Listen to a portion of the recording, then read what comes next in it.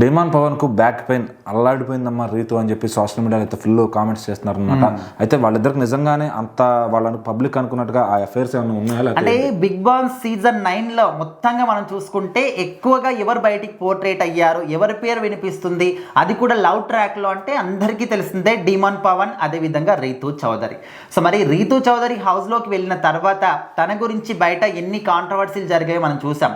అలాంటి వాళ్ళని బిగ్ బాస్కి ఎందుకు తీసుకున్నారు, వాళ్ళ సమాజానికి ఏం మెసేజ్ ఇవ్వాలనుకుంటున్నారని చెప్పేసి రకరకాలుగా ఎంతోమంది అన్నప్పటికీ కూడా రీతు చౌదరిని మాత్రం బయటికి తీసుకురాలేదు. ఓటింగ్ వేసి దాన్ని మాత్రం హౌస్లోనే పెట్టారు.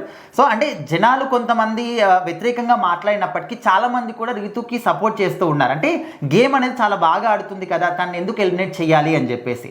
సో ఇక్కడ హౌస్లో డిమాండ్ పవన్, రీతు చౌదరి ఇద్దరి మధ్య అది ఫ్రెండ్షిప్ అనుకోవచ్చా, అంతకు మించి అనుకోవచ్చా, ప్రేమ అనుకోవచ్చా, అసలు ఎవ్వరికి కూడా ఇప్పటికి ఒక క్లారిటీ అనేది లేదు.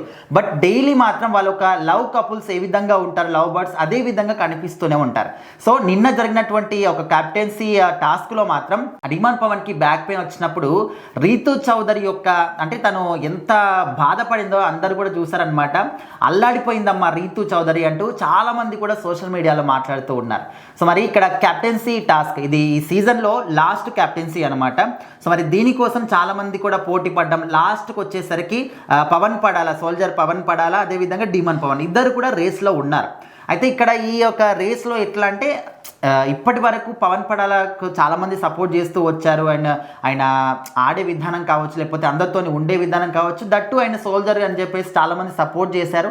స్టిల్ ఇప్పటి వరకు కూడా తీసుకొచ్చారు. ఇంకా కూడా ఓటింగ్ అనేది చాలా అద్భుతంగా పవన్ పడాలకి వస్తూ ఉంది.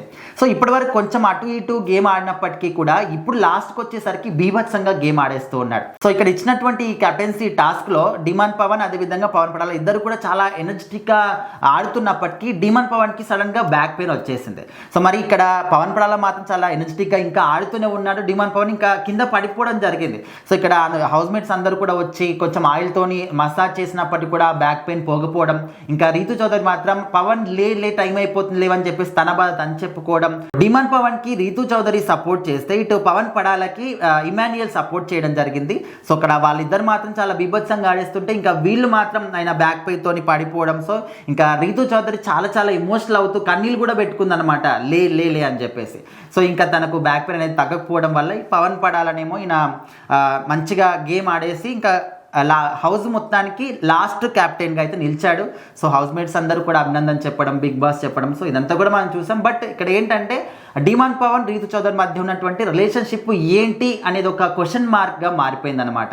అంటే నార్మల్గా వాళ్ళు ఫ్రెండ్స్ లాగా కూడా ఉండొచ్చు, బట్ బయటికి మాత్రం చాలా అది వేరే రకంగా అర్థమవుతూ ఉంది.